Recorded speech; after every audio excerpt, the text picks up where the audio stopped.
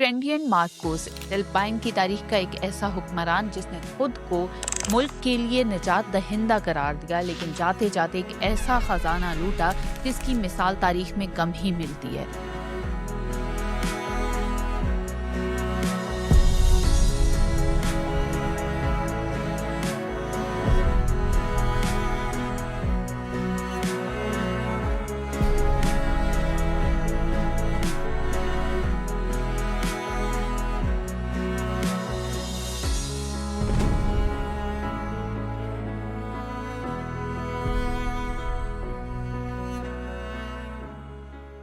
Yes, that is quite clear.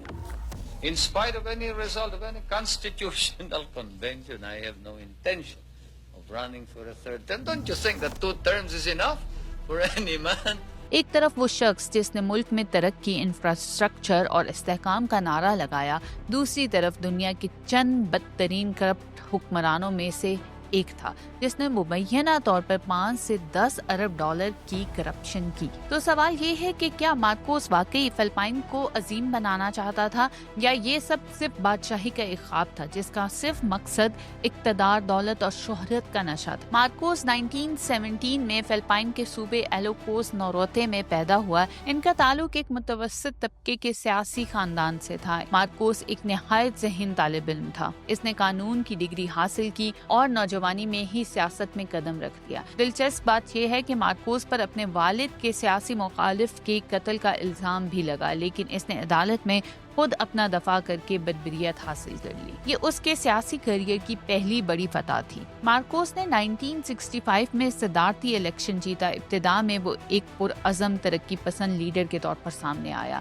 उसके ज़माने में सड़कें, हस्पताल और पुल का एक नया इंफ्रास्ट्रक्चर शुरू हुआ। उसकी तकरीरें कौम परस्ती और तरक्की के नारों से भरी हुई थी। लेकिन जैसे जैसे वक्त गुजरता गया, मार्कोस का असल चेहरा दुनिया के सामने आता गया। 1972 में उसने मुल्क में मार्शल लॉ नाफिज किया। वजह बताई कम्युनिस्ट खतरा है। हकीकत ये थी कि वो अपनी सदारत को गैर मुअय्यना मुद्दत तक तोल देना चाहता था। मार्शल लॉ के दौरान मुल्क में हर तरह की तनकीद पर पाबंदी लग गई। अखबारात बंद, मुखालफिन गिरफ्तार और हजारों सियासी कैदी जेलों में डाले गए। मार्कोस ने फौज को अपनी जाती एजेंडे के लिए इस्तेमाल किया। ह्यूमन राइट्स वॉच के मुताबिक मार्शल लॉ के दौरान 30,000 से जायद अफराद को अजियत, अगवा या कत्ल का निशाना बनाया गया। जमहूरियत सिर्फ कागज पर रह गई, जबकि मुल्क में एक खानदानी बादशाहत कायम हो चुकी थी। मार्कोस ने करप्शन को एक फन की तरह अपनाया। इसने अरबों की चोरी की। अक़वाम मुत्तहिदा और ट्रांसपेरेंसी इंटरनेशनल के मुताबिक उसने 5 से 10 अरब डॉलर की दौलत मुल्क से बाहर मुंतकिल की।